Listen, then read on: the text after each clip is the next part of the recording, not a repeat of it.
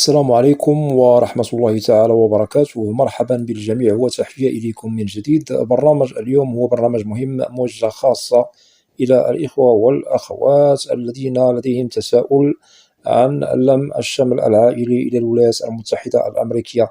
إذن هناك نقاط مهمة سوف نتطرق لها في البرنامج، ولا بأس إن استفدتم من البرنامج أن تقوموا بمشاركته مع الأصدقاء والأحبة، هذا كله لكي تعم الفائدة. ولا تنسوا أن تشتركوا في القناة.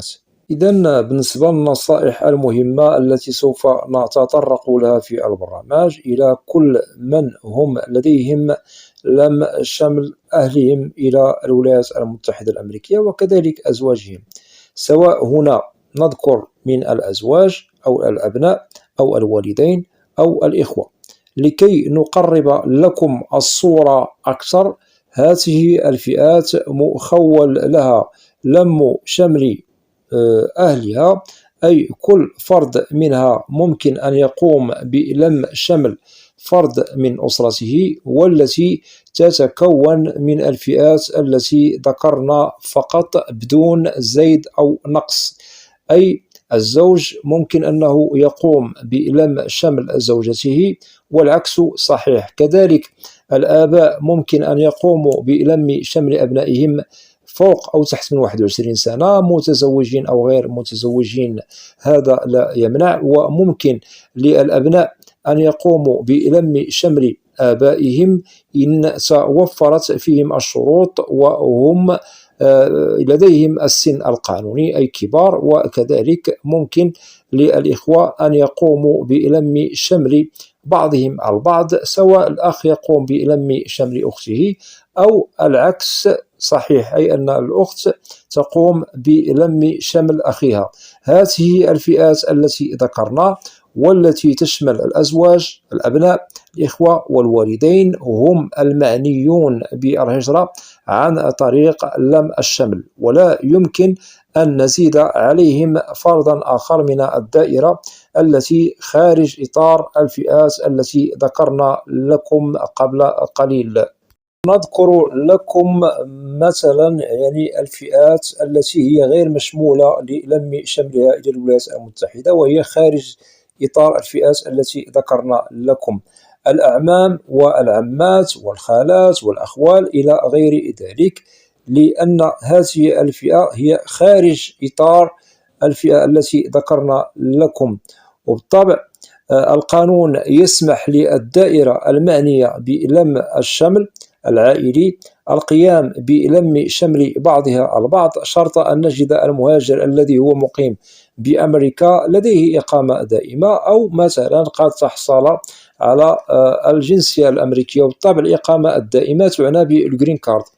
ونؤكد على نقاط مهمة ننتقل إليها، وهي نصائح مهمة يجب الاشتغال عليها بضوابط عند تقديم لم الشمل العائلي إلى أمريكا. هناك فرق ما بين ملف وملف آخر. عند تقديمه للم شمل العائلة أو الأزواج، هنا نؤكد على الإجراءات تفرق ما بين الملفات المقدمة. لم شمل الأزواج لديه مدة منتظرة في شكل، لم شمل الأبناء كذلك نفس الشيء مدة منتظرة في شكل أي مختلفة. لم شمل الآباء مدة منتظرة كذلك هي مختلفة، وكذلك لم شمل الإخوة مدة منتظرة تختلف. وكذلك لا ننسى لم شمل الأبناء فوق من 21 سنة متزوجين، كذلك هناك مدة منتظرة تختلف كذلك. إذن هذه الفئات التي ذكرنا مدتها القانونية المنتظرة لإتمام إجراءات تختلف، وكذلك هناك اختلاف في الخطوات والمراحل المتبعة من بداية تقديم ملفات هذه الفئات لدى دوائر الهجرة. بالطبع هنا نؤكد من بداية التقديم إلى أن نصل إلى نقطة الفصل والحسم بالطبع لإتمام الإجراءات والتحصل على تأشيرة لم الشمل على مختلف فئاتها. ننتقل إلى تصحيح مفاهيم المقدمين لأهلهم لدى دوائر الهجرة بالولايات المتحدة، وكذلك المقدمين لأزواجهم. يجب أن تراعوا المدة المحددة على الملف الذي قدمتموه لأهلكم أو لأزواجكم بأمريكا، أي أنه ننتظر إلى أن نصل إلى المدة المحددة الموضوعة والسارية المفعول على كل فئة باسمها. مثلا مدة انتظار لم شمل الأزواج قد تصل إلى 2.5 كأقصى حد على حسب ظروف سريان الملف لدى دوائر الهجرة بالولايات المتحدة. هذا لتقريبكم من مثال لم شمل الأزواج. واللائحة الطويلة أي الفئات الأخرى مدتها محددة، ويجب على مقدم ملفاتهم أن ينتظروا دورهم المحدد في الفئة باسمها بدون أنه نستبق الأحداث، فقط ننتظر الإجراءات من البداية إلى النهاية خطوة بخطوة ومرحلة بمرحلة. للتأكيد فقط يجب أن تعرفوا المطلوب منكم ولا تخطئوا، ويجب أن تعرفوا كل ما هو مهم ومؤكد للتقديم على لم شمل أهلكم أو أزواجكم.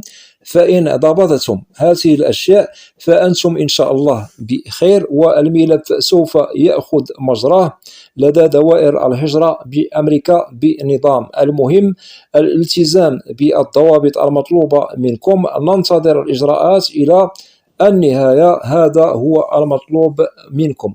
ونؤكد في حالة أنه وجدتم بأن المدة التي هي موضوعة على الفئة التي أنتم مقدمون عليها للم شمل عائلتكم إلى أمريكا قد تجاوزت المدة المحددة للم شملها بأشهر متعددة أو سنوات، فهنا ننصح المقدم بالولايات المتحدة أي المهاجر الذي قدم لأهله أو قدم مثلا لزوجته، ما عليكم هنا إلا الاشتغال على الإجراء الاستباقي، وهو التواصل وإرسال استفسار إلى مركز أو مكتب ناشونال فيزا سنتر بالولايات المتحدة أي أمباسي لمعرفة مكامن الخطأ ولمعرفة لماذا التأخير والتعطيل.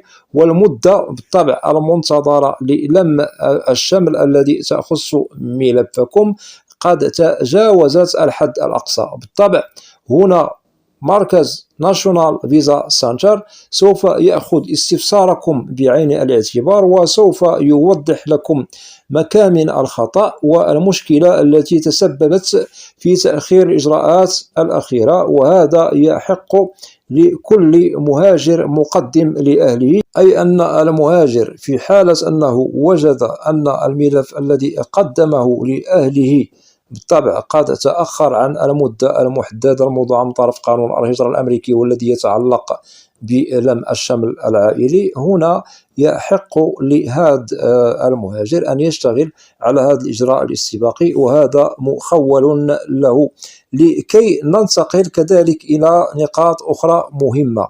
أما في حالة أنه الملف المقدم لا زال ساري المفعول لدى دوائر الهجرة بأمريكا، وهو لا زال في بداية تقديمه ولا زال لم يصل إلى المدة المحددة المسموح بها لإتمام الإجراءات، فلا يحق للمهاجر أن يستبق الأحداث للتواصل مع دوائر الهجرة، لأنه المدة المحددة المعترف بها للم شمل هذه الفئة أي لم شمل مثلا زوجة أو لم شمل أهل هي متضحة لكم، ولازم ترك الملف في مجرياته لدى دوائر الهجرة إلى أن نصل إلى المدة المحددة أو يصل إلى المدة المحددة لإتمامه. فقط هنا لازم على المقدم الانتظار، ولا بأس أن يكون هذا المهاجر المقيم بأمريكا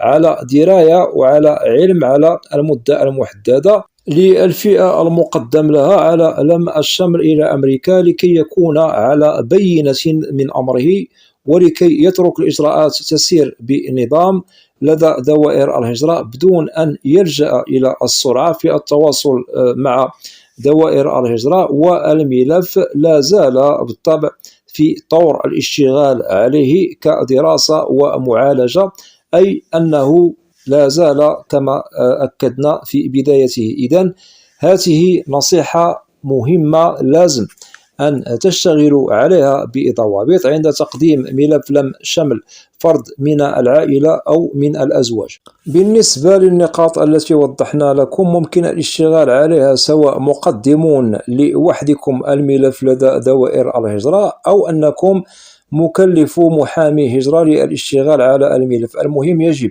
أن تعرفوا ما لكم وما عليكم من بداية تقديم ملفاتكم إلى الوصول لنقطة الفصل والحسم. هذا بالطبع سوف يسهل عليكم تتبع ملفاتكم لدى دوائر الهجرة بأريحية بدون ارتباك، بدون قلق وبدون حيرة. وأتمنى للجميع أن يشتغل على هذه النصائح التي وضحناها لكم، متمنيا لكم إن شاء الله أن تتم الإجراءات ملفاتكم لدى دوائر الهجرة بخير وسلام.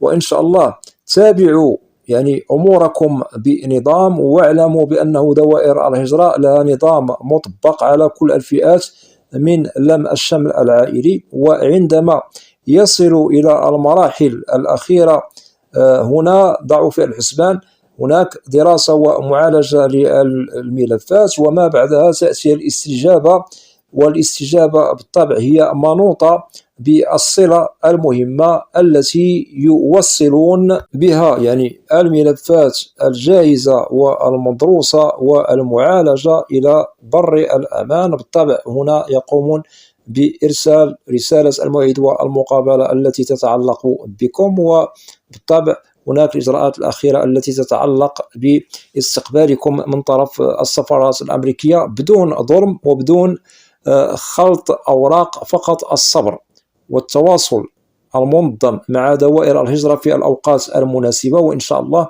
أموركم بخير وسلام وبالتوفيق للجميع.